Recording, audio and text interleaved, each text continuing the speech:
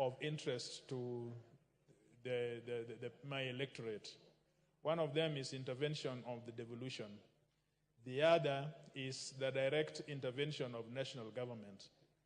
We have seen all this over the years, but until the solution of Constituency Development Fund came, there has been no other attempt at reaching the basic needs of the people as has been with the disbursements of CDF, especially in issues of education and security. I'm aware that there is a tussle, but this tussle is elitist, sponsored by those who think that all the funds should go to devolution. If you think like that, then there would be no reason for division of revenue. When you think about it, Mr. Speaker, once there is division of revenue, which is in the Constitution, the revenue which remains to the national government has authority and has the leeway to be able to spend it in the best manner in which it can impact on the people. So this money called Constituency Development Fund does not come at all from the devolved funds. Professor Undo here would assist me. It does not come at all from the devolved funds. There is division of revenue. Whether I like it or not, at some point we would have to divide revenue, and at some point, whether it is in for 35%, 45%, 50%, or even 70%, some money will have to go to the national revenue and devolve. So we are just talking about the national. So to that extent, when I hear a lot of resistance, especially from the Council of Governors, resisting that devolution would mean more money to them, I think they have just lost concept of the constitutional order in which money is divided. Mr. Speaker, together with the action of this House in looking afresh at the CDF Act and aligning it with the provision of the court rulings, and especially on the Constitution, the Member of Parliament has no chance except mobilizing his people during public participation, and has been said by Professor Oundo. What I want to say, this country must, choose to develop. If they choose to develop, then they must allow those who are able to mobilize communities to be able to ignite enough funds that would stimulate growth at the constituency level. Now,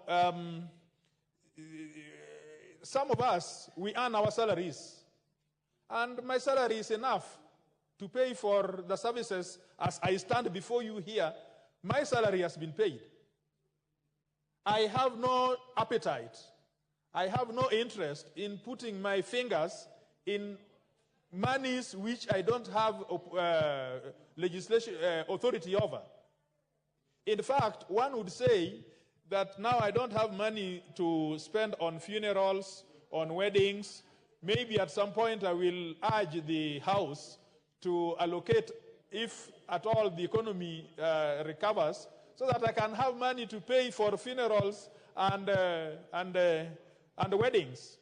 But as of now, my legislative duties, my representation duties, my oversight duties are well paid by my salary. So this misnomer that governors think that, of course, if they destabilize CDF, or for that matter, the other house, that then that would give them the opportunity to put their fingers on this tail. In fact, it is the reverse. Mr. Speaker, have you asked yourself why governors, for example, give bursaries to students? If their mandate, their constitutional mandate is about ECD, and the law is ECD, what is this mandate they have that they are exercising to give bursaries? So this is just a confused system.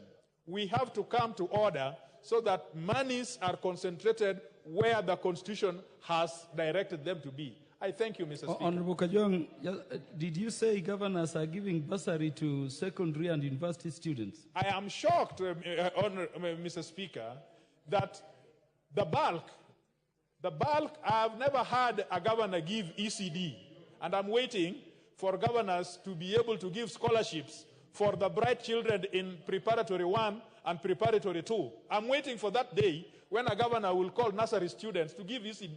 The money is paid to secondary students, university students. The other day, somewhere in Eldoret, and the governor, who is now an honorable member of parliament, has never been able to respond to this, that tranches of thousands and thousands of money were paid to some students going abroad.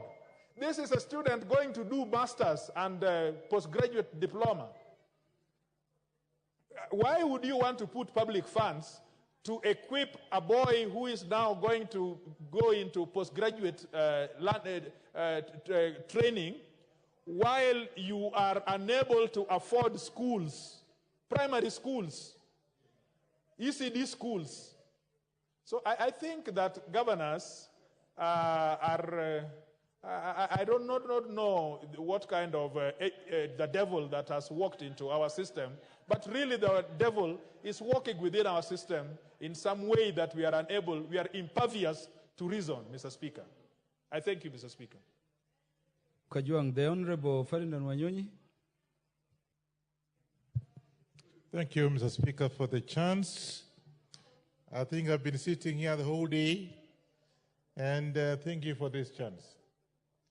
I don't come from Bungoma, but I was born in Bungoma. The issues that I've raised by